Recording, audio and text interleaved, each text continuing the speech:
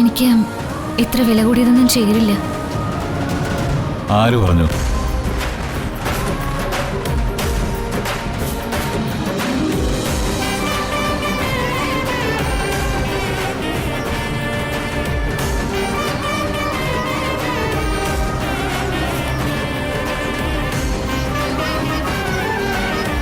ഇത് നിനക്ക് നല്ല ചർച്ചയുണ്ട്.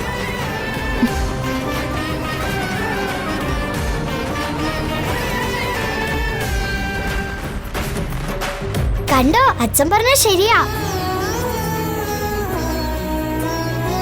ഇപ്പൊ ഗംഗയെ കാണാൻ നല്ല ഭംഗിയുണ്ട്. കണ്ടോമ്മേ, എന്നോടൊരു അഭിപ്രായം പറയാൻ അയാൾക്ക് വയ്യായിരുന്നു. ഇപ്പൊ കണ്ടോ? നീ വിഷമിക്കാതെ മോളെ, ഈ കല്യാണം ഒന്ന് കഴിഞ്ഞോട്ടെ, എല്ലാം നമുക്ക് ശരിയാക്കാം.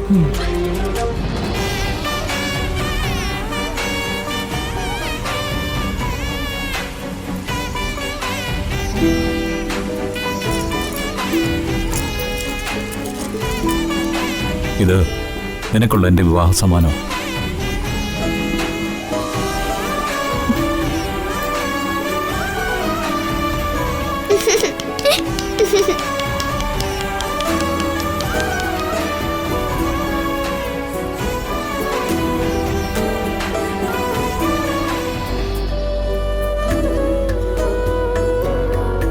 എന്റെ ശ്രീമഹേശ്വര, എന്റെ മഹേട്ടന് നല്ലൊരു ജീവിതം കൊടുക്കണേ.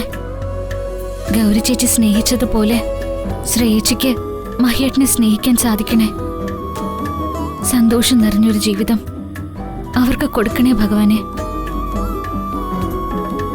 ശ്രേയച്ചേച്ചി നല്ല സ്നേഹത്തോടെ മാളുവിനോട് പെരുമാറണേ.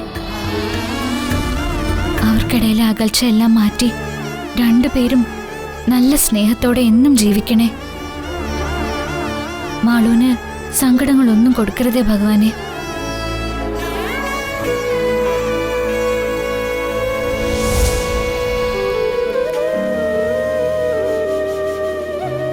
ഭഗവാനെ, ഗംഗയ്ക്ക് നല്ലൊരു ജീവിതം കൊടുക്കണേ. നകുൽ അവളെ ചതിക്കരുതേ.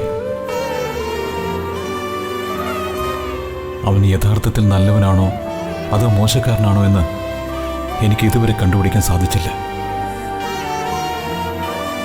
സംശയങ്ങൾ മാത്രം വെച്ച് ഒരാളെ കുറ്റം പറയാനും വയ്യ.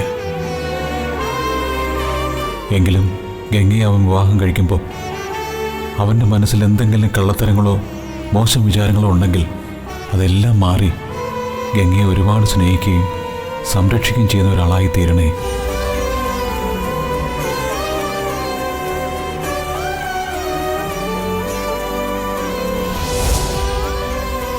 എന്റെ ശ്രീ മഹേശ്വര, അച്ഛനും ശ്രേയായിട്ടുള്ള കല്യാണം നടക്കല്ലേ.